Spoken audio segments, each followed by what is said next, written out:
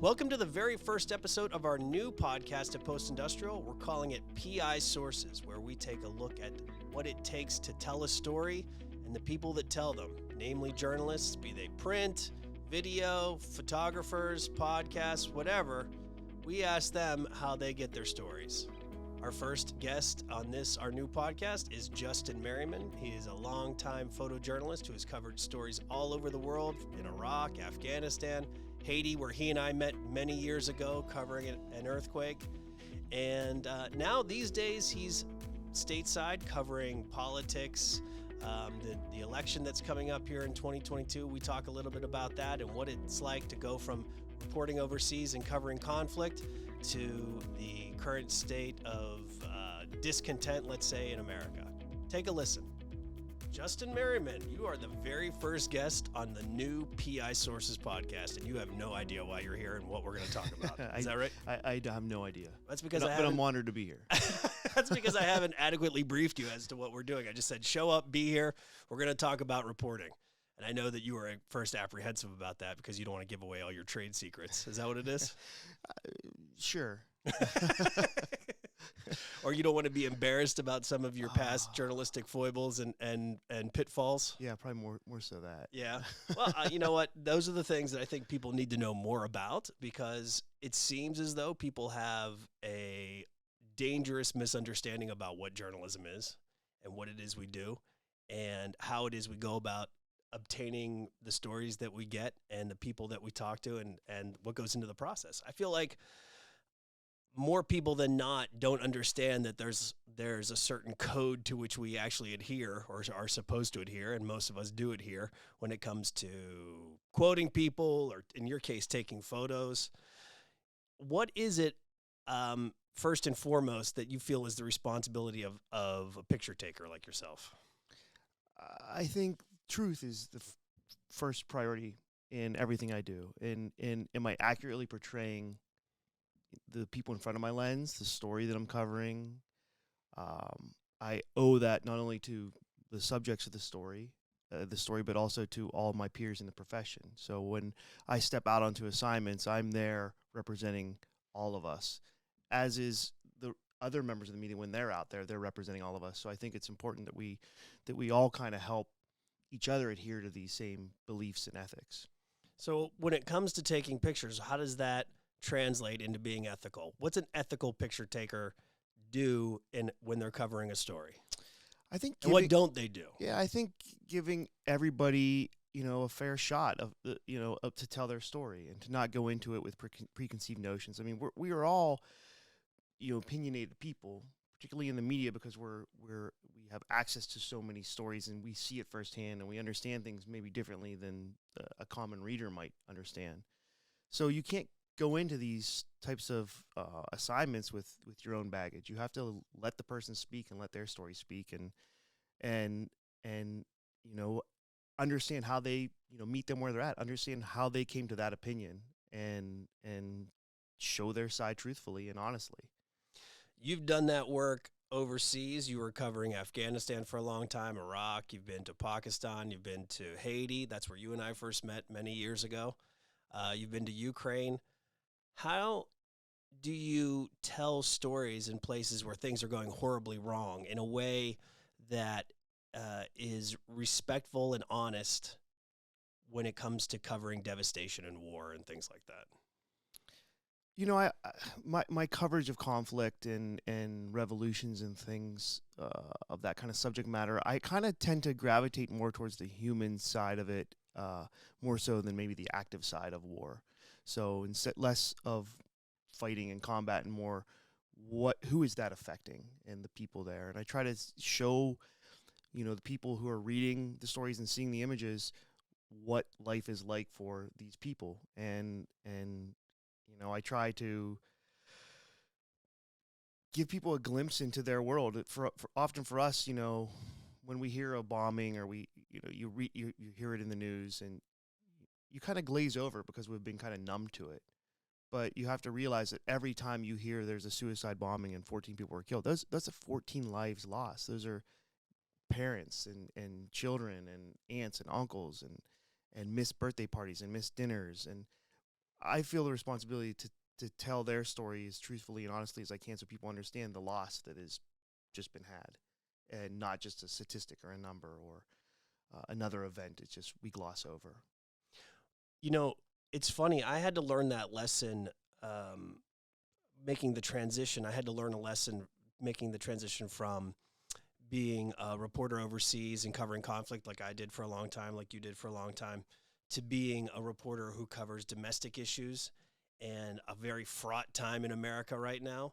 And I feel like some of the lessons that I learned over there about how to tell stories and where to look for stories and not just look at a story on the surface, like you said, meant talking about like not just covering the bang bang and the boom boom, but the people affected by those things, affected by the violence. I feel like I didn't understand the difference between reporting overseas and reporting here until I was able to make that transition in a significant way. And one of the things that helped me make that transition was when I was here in Pittsburgh and there was that synagogue attack in 2018.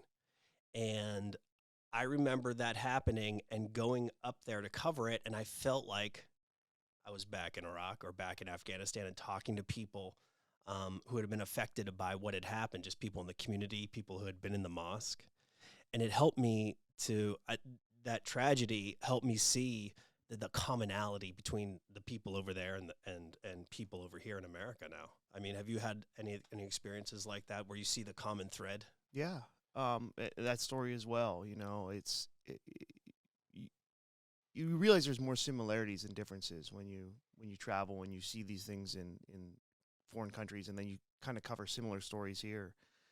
I often feel that way. I often feel like my experiences abroad have helped me to see things here even differently, even though it may have similarities in feelings, but I see it differently, and I understand like what might come from that. And protests in Egypt were hundreds of thousands of people protesting, and violent protests. You're talking about the 2011 Liberation Square. Well, I was there for the second revolution. Oh, Would have okay. been the Morsi. Oh, okay. So it's like 2013. Yeah, this is the I forget the name of it. All these revolutions have names, but Well, the Liberation Square was in 2011 when Hosni Mubarak was finally removed from office, and then Mohammed Morsi, the Muslim Brotherhood leader, was elected president, and then he was deposed, and so you were there then when that happened. And you see similarities even today in today's politics of the feelings that people have, and the way these rallies have kind of grown and changed over the years from like political rallies we covered a decade ago. You get a sense of maybe what's to come, that what we're seeing here is kind of hedging on what was happening there and the violence and the dangers and the risks. You look at Charlottesville and places like that. When I hear those types of stories, I see myself back in Tahrir Square when the police were using vehicles to rush the crowd and ram us and shooting at us with tear gas and non-lethal weapons is what they called it. But the guy next to me died, from it's a shotgun. I mean, we use shotguns here in the States to hunt. They are lethal weapons. I do see those similarities all the time, but what concerns me more is where they may be heading. Well, speaking of those similarities in American politics, you actually cover a lot more of this stuff than I do. You were just mentioning before we were talking on camera about how you're heading off to photograph Mehmet Oz for a story, and you've recently photographed, who else were you recently? Fetterman. And John Fetterman and the president yesterday. Yeah. As well. Which brings me to this. I've always wanted to ask you this, and I know we've danced around this subject previously. You've been to a number of Trump rallies. You've photographed the president. You've stood right next to him. What's his face look like in person? Because you see it on television, even at close up, and you see the makeup, and you see the contours of it, and it just looks insane.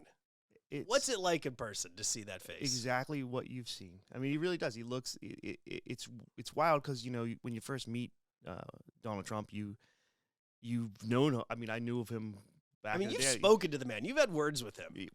I did a one-on-one portrait with him. Actually, twice we've done a portrait session together, and he's exactly what you expect. He's he knows how to carry himself, and he knows how to seem likable, and we're with all kinds of politicians, and we kind of see behind the curtain a lot of times, and we know the game they play, and he's really good. He's great at the game. He's great at putting on a facade that makes you feel like he's your best buddy. I think George W. Bush was probably the same type of way. He's exactly what you expect him to be when you meet him. Okay. He was disheveled. His hair was a mess. That's what I want to know. I want I want the tawdry details of what he looks like in person. His tie was crooked, and and when I'm given time with a candidate, often it can vary. Jeff Sessions, I think I had 13 seconds with, and Trump in this instance, they cut me short and said, "Okay, you're done." And I believe I looked at his handler or the president and said, "Sir, your hair is kind of messed up and your tie's crooked, and this is for a cover of a magazine." And Trump basically said, "Let him stay," and left me stay a little longer to make some more pictures. Did you adjust his tie? I did not. No. Have you ever laid hands on him to adjust something on his person? Other than shaking hands, no. No. That's it. Yeah. I'm strangely fascinated by that whole thing because I've never seen him in person. And I know you've spent this amount of time with him, and you've seen that cotton candy maze of hair on his head, and just the weird tan lines. And I mean, he is his image. He is, what he has been forever. And the hair jokes, I mean, which he's done to himself when he was on, I believe it was his roast, when he was roasted and made fun of his own hair. See, but he's allowed to do that, but other people are not. That's the thing. Yeah. So I would be curious as to whether or not he'd be like, let you handle a flyaway on his hair. I know this is the kind of things I want to know. I don't think I would touch the president in any way. I know in this instance, after we finished the portrait session, I was kind of trapped backstage. It was interesting. I've been in the presidential motorcade, and I've been around several presidents in my career. But in this instance, when we were backstage and he was walking to the stage, I was kind of trapped, and I got to see the entire entourage that's normally kind of hidden from the media. The tactical forces that are there in full battle gear, and even the gentleman who was carrying the briefcase. This is while he was president. While he was carrying president, the nuclear codes. It was all there, and I just kind of watched this entourage Wow. that sticks with the president as he walks to the stage, and how they handle that. And it's kind of you recognize the fact of the reason you can go into these instances, and even if you disagree personally with any of these politicians, that you're witnessing history, and you're really respecting the office that you're about to photograph, and whoever it is that holds that seat. There's quite a magical power in that. I mean, just yesterday watching backstage the presidential motorcade arrive with President Biden arrive at an event for Labor Day. It's a powerful thing when you see this, and giant moving piece of hundreds and hundreds of people who are there to protect the president of the United States, the most powerful person in the world. And you think about what all is involved in this motorcade that most people maybe never see. And you realize that, there's ambulances there that can treat pretty much anything that happens to them in that instance. And there's heavy artillery, who knows what kind of weaponry is involved, Where I was standing at the podium, I was probably the only journalist that kind of had this view down the road. And I watched soldiers barricade, guarding the road. I mean, it's interesting to me to see that in that capacity. That most of the time that's hidden from the public eye. We don't photograph it because it's kind of off in the distance, but it reminds you of the power of this person that you're getting to bear witness to and document. Speaking of bearing witness, then, what's Biden's hair like up front? Because it kind of has this weird cotton candy look about it as well, plastered onto the back of his head. Is he bald? I don't know. It's definitely light, so it's hard to tell. I will say this about Biden, though. He has showed up at the Labor Day parade in Pittsburgh, which has one of the largest Labor Day parades in the country, if not the largest. And a few years ago, he showed up. I believe, I'm not sure if he was still in office then or not, but I could not keep up with that man. And Yeah. I think even at that point, he was 7 years old, and he walked the whole parade route, and most of the time jogged it and ran it. It was one of those days. It was like a humid Pittsburgh day, 90 degrees, and I was drenched in sweat, and he looked like he was just leisurely strolling down the street. It was quite embarrassing for me at 40 years old to be to be gassed while the president, who's 30 years your senior, Yeah. is bounding Yeah. around. Yeah. And it was interesting. I had a conversation with him that day too, because my wife's great uncle was a politician and had known Joe, and they were friends, and they were both on opposite sides of the aisle, and I had a chance to go up, and I was just with my wife's uncle's family and had a chance to tell, Mr. Biden, they said their best. And not only did he, people talk about his mental capacity, not only did he remember her uncle, but he remembered the family fondly and spoke really highly about some stories about, their work together on both, opposite sides of the aisle. So it was a really wonderful kind of conversation in the middle of the Labor Day parade, just completely sweaty, and me standing with, the future president and former vice president and having this conversation. Well, as someone who's had such a unique front seat to so many political events here in the U.S., both staged and otherwise, with everything that's going on now, with the unrest that's happened in January 6th and the continuing discontent in America, Mar-a-Lago, where we are right now, what is your take on the current state of America and the tensions that are continue to ratchet up here? I think what we have to do as members of the media is we have to really listen to what people are saying. And I think, I've sat eye to eye with Taliban fighters, and I can listen to them and understand how they came to, the spot that they're in. They're indoctrinated into this idea, and it's a lot of it has to do with poverty. And they have no clue who their enemy really is. They don't know an American or what it even represents. All they know is what they've been taught. So I've seen that same thing in some of the extreme kind of views in America right now, where you have to listen to the people and understand where are they coming to these extreme feelings from. And somehow we have to illustrate that story, because until we understand them, it's not going to get any better. It's only going to get worse. So we have to kind of figure out where the problem is. Where's this divide, this great divide that's happening now, and how do we address it? And that's not my job as a member of the media to address it, but it's my job to kind of find it and show it, and hope that those in power can recognize it and come together and see some resolution.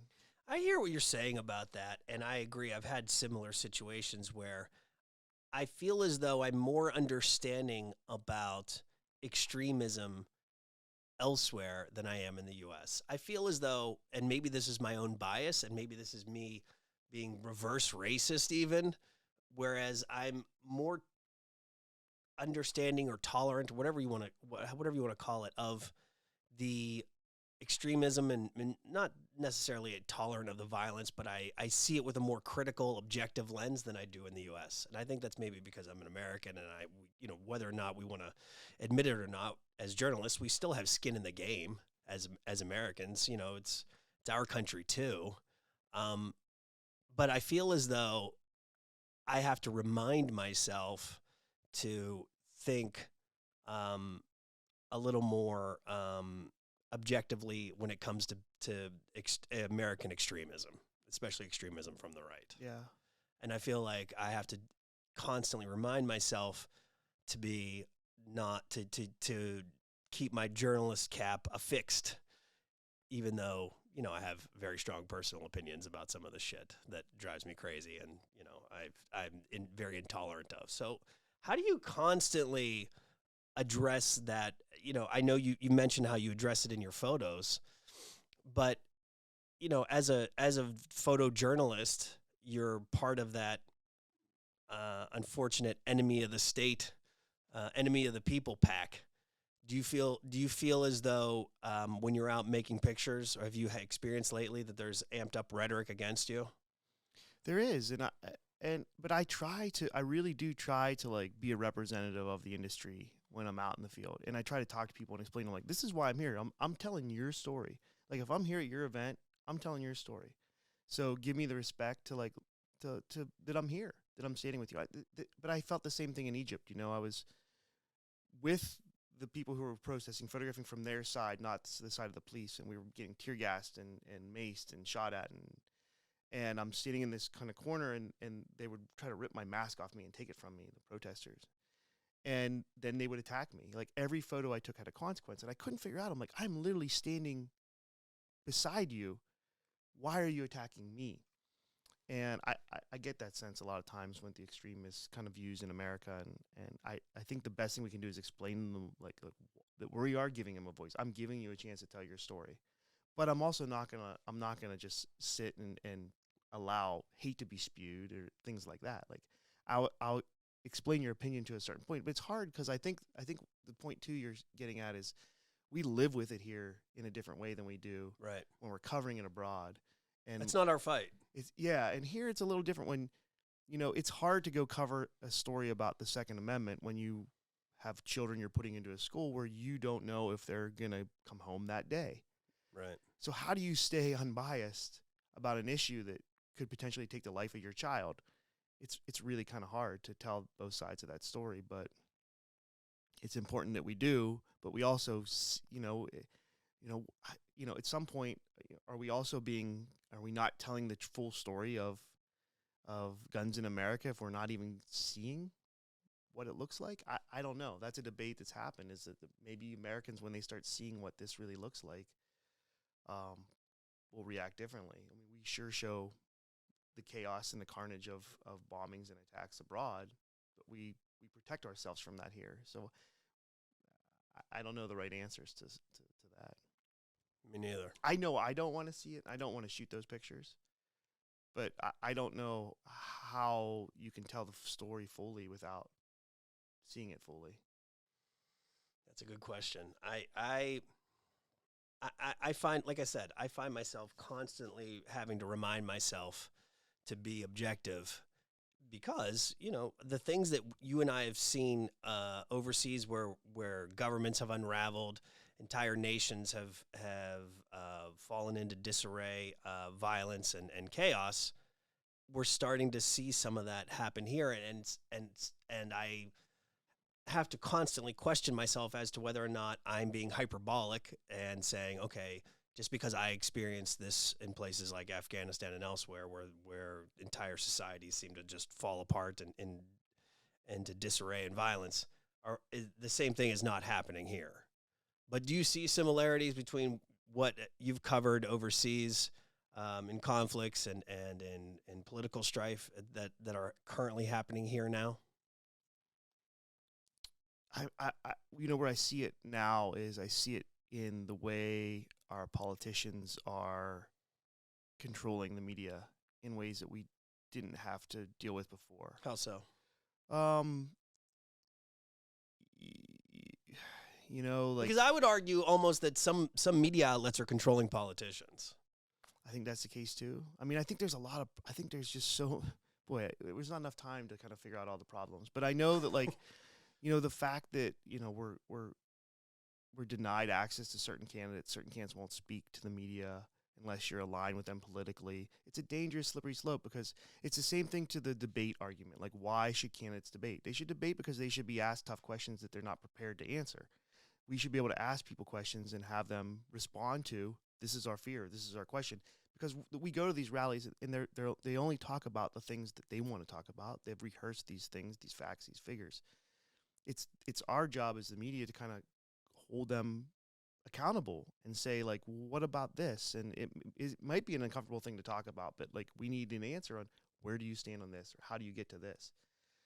I see that as, the same thing happened in Egypt too, with like, if you were an American there and you had your press card to work there and you published something that was bad about Mubarak, you were done covering Mubarak. You didn't cover him again. And that happened in the Trump administration with a lot of reporters who were kind of put on the ban list. It concerns me now, and I see a little bit of that on both sides of the aisle, that pull back of media access and media ability and availability, and that concerns me because that's a slippery slope. If you give up that, if we lose that freedom in the press, like it doesn't come back. So every time you give up a little bit, you lose a little bit. And I think it's an important fight that we fight now to kind of help figure out what's going wrong in our country. Because now more than ever, we really need to know. We need to hold these people accountable. And and you'll see the death of local newspapers disappearing all across America, small towns with their news deserts where people don't have access to information. Their politicians aren't held to accountability, and who's gonna step up and fill those voids? There's nothing. There's nothing to fill those voids. So what do we do with this is a time when we have so much information at our fingertips, except for some of the most important information we need is like what's happening in our backyards, what's happening in our local politics. I can Google anything right now and find the answer to it, but what do we do? That's funny you mentioned that, because this is one of the terrible problems we have in our age now, whereas this is, in my estimation, a golden time for the collection and dissemination of information, because we have so many different ways to do it now, in print and video and photos and multimedia that we can use. We get news on our phones and on our tablets and on our computers and anywhere else that we can imagine. Pumping gas, there's a little screen there. It's everywhere. But yet people aren't paying attention. One of the things I always find discouraging is leading up to elections. Like, we have an election coming up here in November, and there's always this vague talk about people aren't paying attention yet to what's going on to make their decision. That's why the polls are reflecting a certain way. For example, Fetterman's up 10 points against Oz. And, the talking heads like to say, well, people aren't quite paying attention to this race yet. Well, what do you mean they're not paying attention? We've been covering it for a year and a half. What do you mean they're not paying attention? Then what are we doing? Are we wasting our time covering these races up until this point, or should we have been doing something else? My point being that we have all this technology and the ways in which to tell stories that I think are compelling and informative, but people aren't paying attention, apparently. Yeah. Is that, do you ever feel that frustration? Because I do. I get that all the time. I feel that maybe it's not that they're not paying attention, but they're living in these vacuums where they're only reading information that validates their own opinions and doesn't force them to be uncomfortable a little bit and question how they came to this opinion. And the problem is, if you're only reading information that validates your opinion, this is how the spread of misinformation is runs rampant. Is you get one version of a story and you accept that as fact, and you don't hear the opposing side of it, and you'll never be able to come to your own opinion of what it stands for. So we have to kind of get outside, and we do the same thing. We tend to be friends with people who have the same opinions of us, and we watch the same news station every night, and we read the same newspapers. And how do we ever grow as as people if we can't expand our opinions on things and have debates and questions? And I think that's important that we have these conversations, but it's very hard to do now. If you find someone that's not aligned with you politically and you sit down with them, it's very hard to have a debate that changes anybody's mind. Well, I think that it's not only due to the fragmentation of news media, which has become fragmented, despite the fact that you mentioned so many outlets have closed, and that's true, especially at the local level, which is why, in my semi-educated guess, is the reason why we've had so many lunatics make it their way to Washington, because nobody was covering them when they were in the State House, wherever they may be it in Georgia, Pennsylvania, wherever. But also because our entertainment media is very fragmented now. We don't all watch the same things the way we used to. I find myself going back to my oldies but goodies from my youth of the 90s and watching those shows like Seinfeld that everybody watched when we were growing up. So you knew that after it aired on Thursday, there could be conversation about it on Friday. And it's like we had a common language based on our entertainment choices that knitted us together as a nation. And I feel like we lack that now. We don't even have the common language to talk about stupid things like television sitcoms that could help us get to the next more important conversation. We don't have those intros anymore because we can't talk about similar things. It's like we live in different universes now. Yeah. And I wonder if there's a way for us in the media, in the news media, to figure out how to, because nobody's done this successfully, reach through and become accessible to and acceptable to an audience that has disparate political views. That's the question that CNN is trying to do right now, because that's why they're rejigging the whole format, trying to move closer to the center, hoping that in doing so they'll end up getting more viewers and getting more people reading their .com offerings. Like, is that even possible? I mean, that's a great experiment, right? If we can figure that out, we might save media. I mean, America, I feel like when you're out on the back roads and you're like traveling through, it feels very much in the center. It doesn't feel like it's on those extremes. It doesn't feel either extreme. It feels down the middle. And I think that the extremes have big voices that sometimes, override that middle voice. And we see at the rallies, you go to these on both sides of the aisle. Photographers photograph the craziest person in every crowd and the loudest person in every crowd. And often they're not even from those towns. I see the same people at Trump rallies, and I'll talk to them. They'll tell me they've been to 75 Trump rallies. I've been to 80 Trump rallies. And they get photographed all the time. They get photographed at every single one. And that's the problem with the media is we go there and the traveling pool kind of rides with the president and they get out and they photograph the event and they get back on the plane and they go.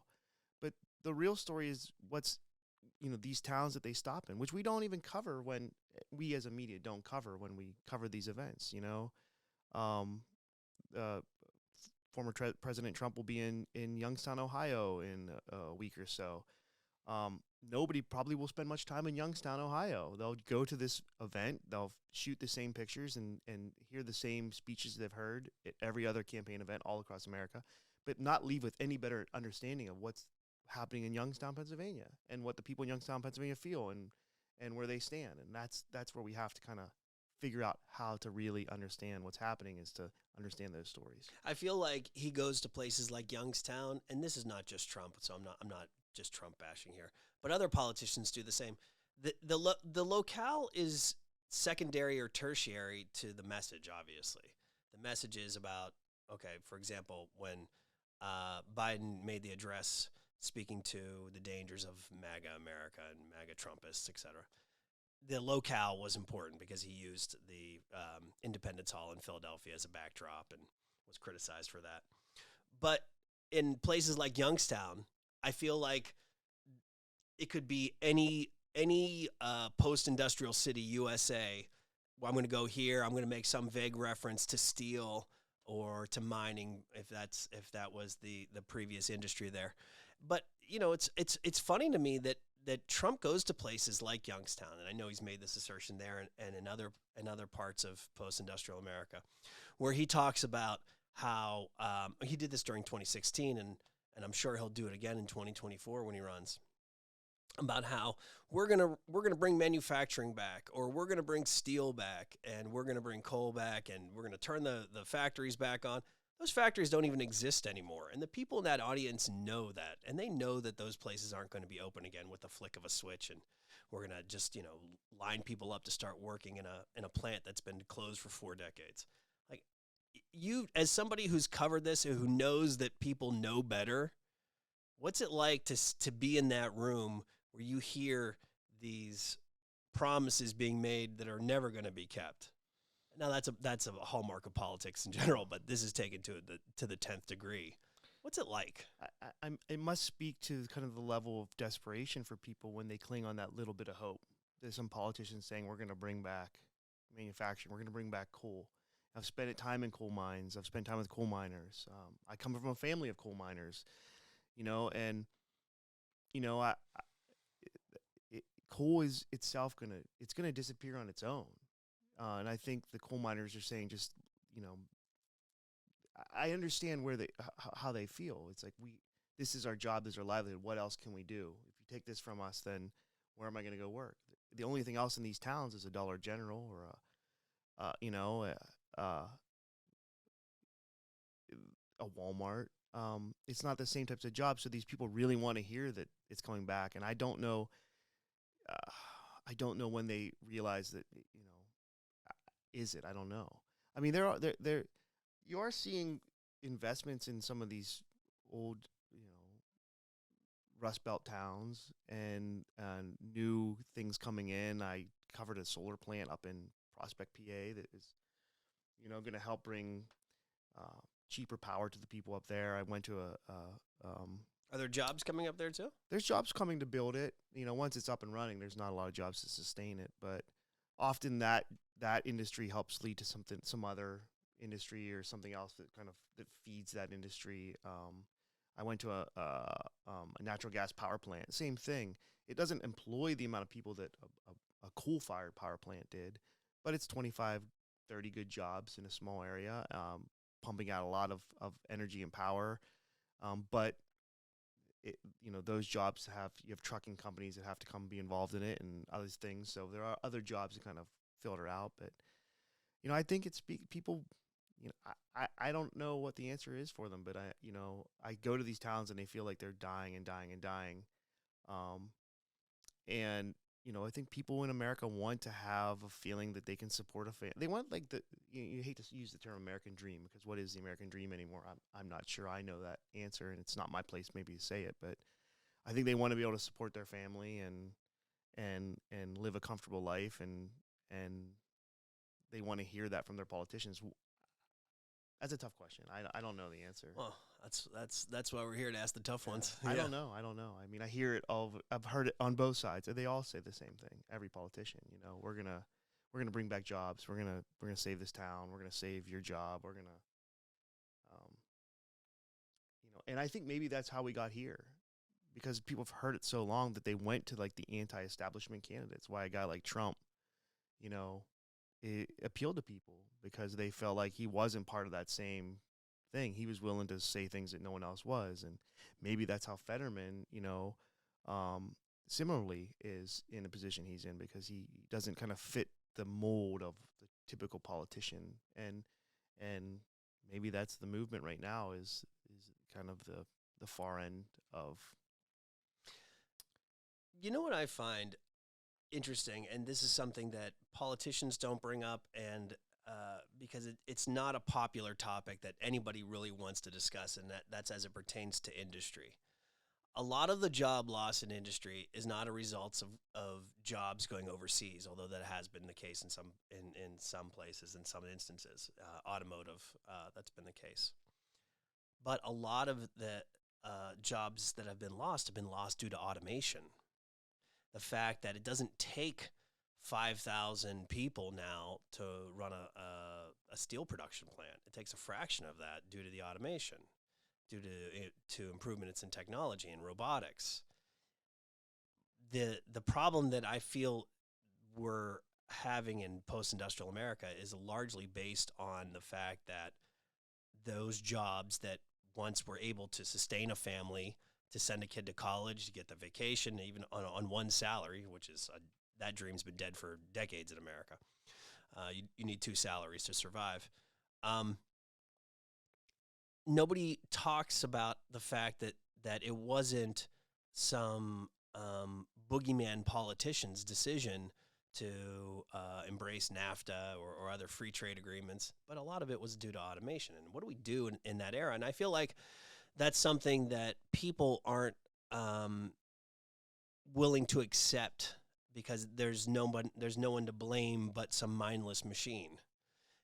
Have you ever in your reporting, when you're photographing people, spoken to them about the notion that maybe it's not somebody's fault in Washington that your job is gone? Maybe it's a matter of R&D development elsewhere that's cost you your job. That's why you're not going into a hole in the ground anymore to dig for coal, because you don't need to go into a hole anymore. They could strip the top off a mountain with a dozen people. Yeah. Right? I mean, I have had that conversation with people, particularly in coal mining, and I think it's hard for someone to see, when it's your livelihood, so it's hard to talk. I mean, we can talk about journalists. I mean, look at us. I mean, working in newspapers well, it didn't work for me. I mean, me neither. In the sense that it wasn't the job that I could stick into, stay in a newspaper for my entire life and retire with a great pension. Like, that was not ever the case.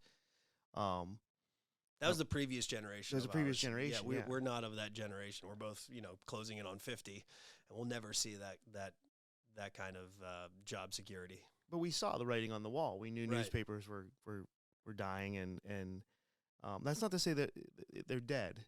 They were dying, and still maybe are in some ways. I mean, the local newspaper is surely dying, and I hope that can be reversed. I don't know, but we recognize, okay, there's our industry's in trouble. We need to find another way to do it, and we've survived, and in many ways thrived. Continue to do our jobs, and I think that, like, for the coal mine in southwestern Pennsylvania, it's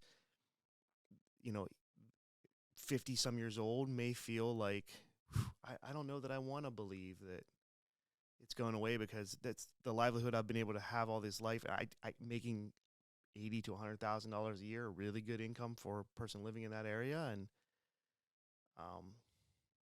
what else could they do? Where else would they go? And I think that admitting that is really, really hard to admit, and we as journalists have to go in and recognize that, like, where that person is and how they feel that way, and tell that story, fairly, because it's not our job to go in and say coal is bad, these guys shouldn't have their jobs. And by guys I mean men and women. I've photographed everybody working in coal mines, and I think that we have to be able to willing to understand, like, how they feel threatened, and also the environmental be able to tell the environmental impacts of that story as well. But I've had the conversations with people, like, what eventually we will use up all the coal. I mean, maybe it's 100 years, maybe it's 200 years from now. Eventually all the coal will be gone. Then what? And a lot of these people I've spoken with have said to me, like, hey, if I can finish my career here and retire, and there's 35 more years of coal left in this seam, my kid can come here and work in this coal mine for their entire career, then I feel pretty good. But it's a short-term answer, right? It's not looking down the road far enough that then what? Well, there have been numerous efforts to try to dissuade people from going back or from going into those mines in the first place, to try to take on other work opportunities, be it in renewable energy, windmills, solar, as you mentioned previously. A lot of folks, and this is something I spoke to Rick Wilson about of the Lincoln Project recently. He said, and he made good mention of the fact that in the 90s, a lot of people have been promised those opportunities, new opportunities. Oh, we're going to train you to do this. We're going to train you to do that. None of which came to fruition for a lot of people. And they remember that fact. They remember the great wave of encouragement for people to go to college in the 90s, especially during the Clinton administration. Thinking that a college education would be a guarantor of a good job down the road, where a lot of people have discovered that it's done nothing but guarantee that they'd be saddled with a lot of school debt. So, you mentioned that the promise of the American dream is no longer coming true. It may that dream may have always been just what it is, a dream, something that you aspire to when you wake up the next morning, right? But I feel as though people in America right now don't believe in the dream anymore. And it's not just a matter of not believing, but they're angry that they're now awake, and that which they've been promised or thought that they were promised is no longer viable. I feel as though we're in a dangerous inflection point in our history. And this is, again, me wondering whether or not I'm comparing this too much to what I've seen overseas and when countries fall apart. But, you and I have covered militias in Iraq and Afghanistan and elsewhere, and we have covered militias here. You've spoken to militiamen here who are intent on seeing the overthrow of the U.S. government. What's that like? I kind of go at it with, like, I'm going to hear you where you're at, and it's not my job to, like, indict or condone your behaviors or thoughts. It's my job to tell your version of your story. But I think that, like, if we believe that America can't turn into Egypt or Iraq, then I think we're wrong. We're dangerously wrong. I mean, it can be that. It can turn into Turkey. It can be. We're not some place. We're an experiment, really, and we're a young experiment at that. And I think that things we've seen are places where, we have a very good friend who grew up in Syria, and I think they never saw their country becoming what it became. And, you look at January 6th and you think about, to me, watching that unfold. I didn't cover it, but I watched it at home on my TV like many Americans.